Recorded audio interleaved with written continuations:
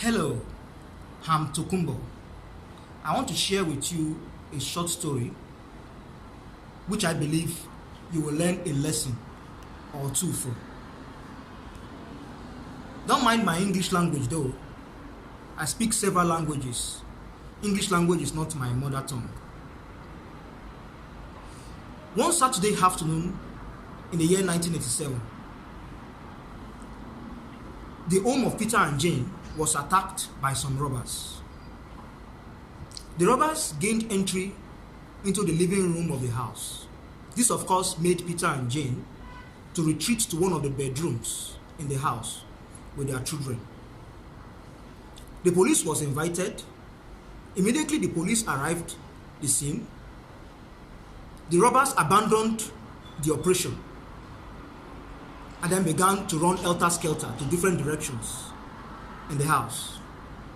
Not even the safe, which they discovered in the living room containing some dollars, could stop them from running away, for they were so scared of the police. After this incident, Peter and Jane were so grateful to God for sparing their life and for not allowing the robbers to steal their property. They were equally very grateful to the police for a job well done by way of keeping the robbers away from the house. Shortly after the incident, Jane, Peter's wife, decided to go for shopping. She needed to buy foodstuff in the house. She equally needed to buy the children's books. The children will be resuming for school only a week from that particular date. But before all that, she prepared lunch for the husband. And the lunch she prepared on that particular afternoon was amala with gbegiri soup. I know some of you who are not from Nigeria may not be conversant or may not be aware of what is called amala and gbegiri soup. Amala is made from yam or cassava flour, while gbegiri soup could be made from beans, that is cowpea, tomato paste, pepper, onions, all put together, cooked together in the pot to become soup. Well, of course, we should know what bushmeat is all about. So that was what Jane, Peter's wife, prepared for lunch for the husband on that particular afternoon. And then when Peter was very hungry and was tired of reading newspapers in the library, after the wife had gone to the market for shopping, he decided to go to the dining for his lunch. And as soon as he said his prayers and dipped his hands in the big bowl of amala, he heard a voice saying, stop, don't eat it. And as soon as he looked up towards the direction of the kitchen, which was opposite the dining, he saw a stranger in tattered clothes. He then asked, who are you and how did you get there?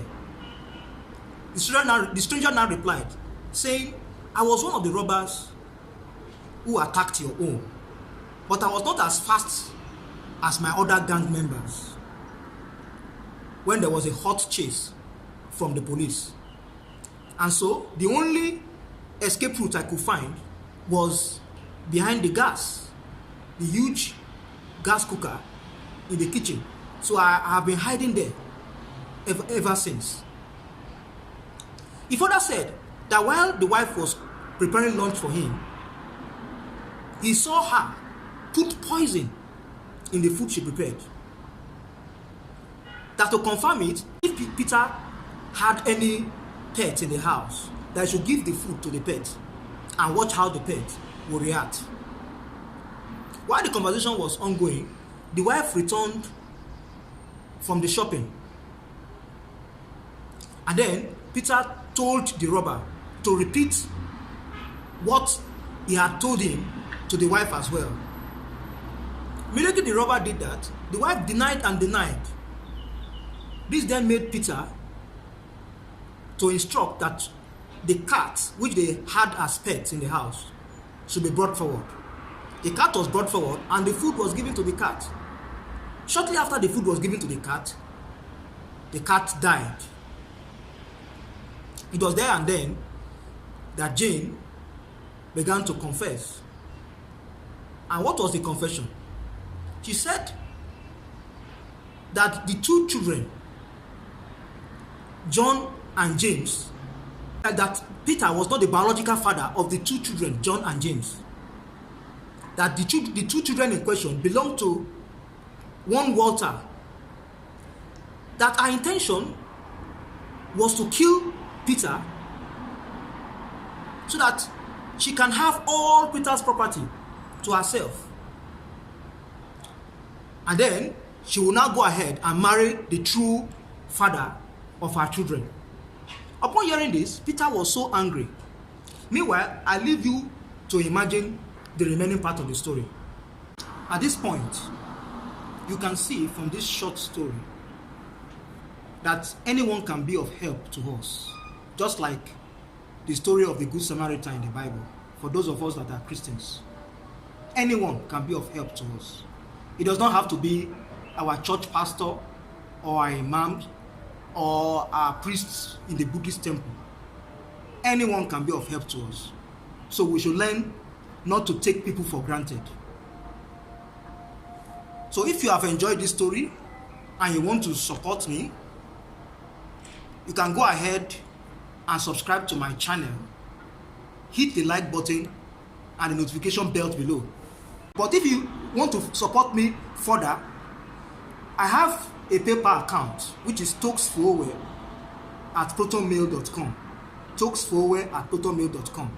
toksfowowe at proton, protonmail.com. You can make contributions there to support this work so that this work can continue. I look forward to hear from you. Thank you.